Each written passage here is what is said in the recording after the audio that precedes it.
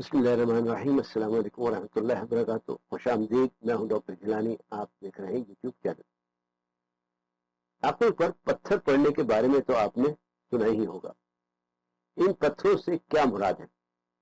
پچھلے ویلاگ میں ہم نے زاویہ نگاہ پر بات کی تھی اور یہ بھی کہا تھا کہ ہمارے مختلف چیزوں کے بارے میں زاویے ہمارے دماغی پردوں کا کام کرتے ہیں۔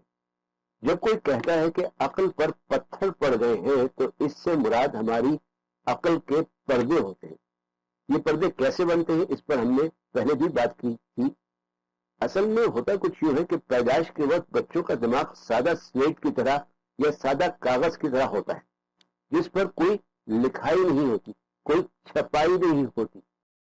دنیا میں قدم رکھتے ہی، یہاں آتے ہی مختلف اطلاعات و علامات دماغ میں چھپنا شروع ہو جاتے ہیں۔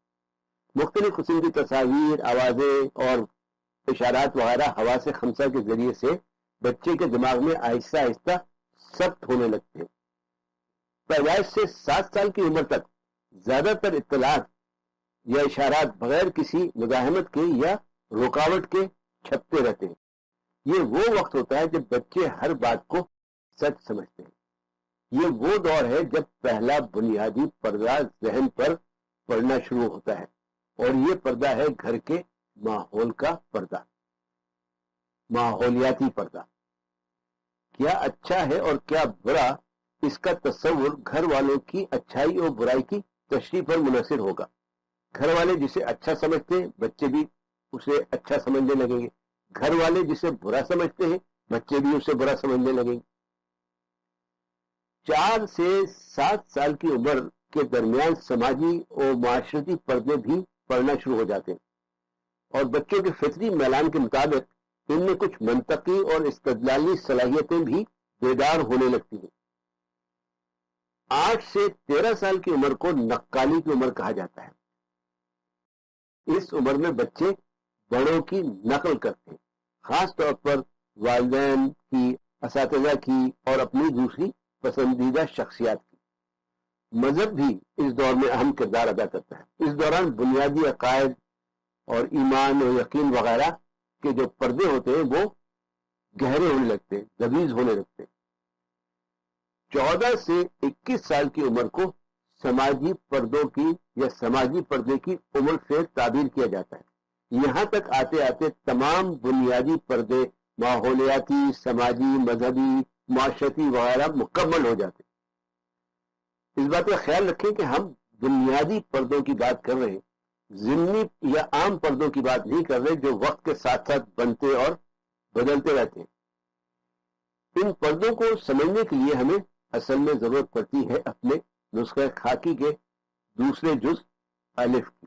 اگر آپ شخصی ترقی اور کامیابی کے ایسے نسخے اور طریقے سیکھنا چاہتے ہیں جو نہ تو کسی اسکول میں پڑھائے جاتے ہیں نہ ہی سکھائے جاتے ہیں، تو اس چینل کو سبسکرائب کر کے بیل آئیکن پر کلک کر لیں اور اس جہد مسلسل میں شامل ہو جائیں۔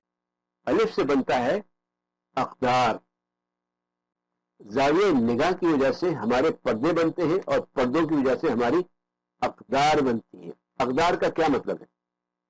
اقدار کا مطلب ہے ہماری وہ تمام یقینی کیفیات کا یعنی مجموعہ جنہیں ہم تہذیبی، تمدنی، سماجی اور معاشرتی اور معاشی بھی کہہ سکتے ہیں اہمیت دیتے ہیں، ان کی قدر و قیمت کا تعین کرتے ہیں، جیسے تہذیبی اقدار، تمدنی اقدار، سماجی اقدار وغیرہ۔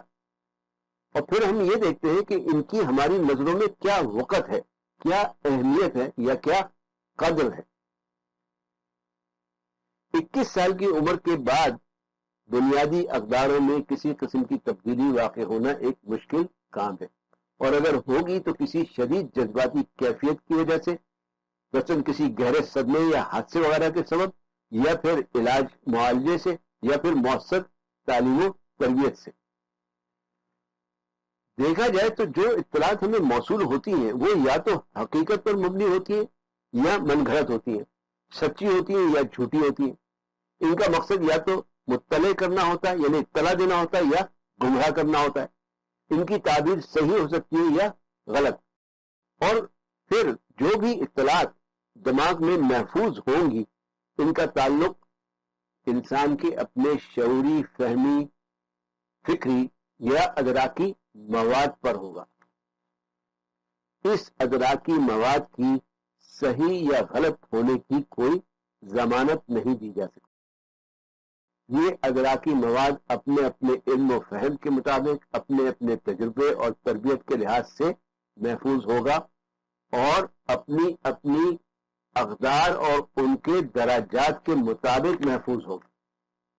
اس کی تعبیر بھی اسی کے لحاظ سے ہوگی یا اسی کے مطابق ہوگی۔ اسی لیے ہم نے پہلے بھی کہا تھا کہیں کہ نقشہ علاقہ نہیں، یہ صرف ایک علامتی اظہار ہے، ایک قیاس ہے، قیاس حقیقت نہیں۔ ایک شخص کا قیاس دوسرے کی حقیقت، دوسرے کا قیاس پہلے کی حقیقت۔ تو جناب اگلے ویلاگ میں انشاءاللہ ہم مزید کچھ بات کریں گے اقداروں پر، کہ مختلف قسم کی اقدار کیا ہوتی ہیں اور ان کے مختلف درجات کیسے طے ہوتے ہیں۔ تب تک کے لیے اجازت، اپنا اور دوسروں کا خیال رکھیں۔ ویڈیو پسند آئی ہو تو لائک اور شیئر کرنا نہ بھولیں۔ اس چینل کو سبسکرائب کر لیں۔ مجھے اپنی دعاؤں میں یاد رکھیں۔ والسلام علیکم ورحمۃ اللہ وبرکاتہ۔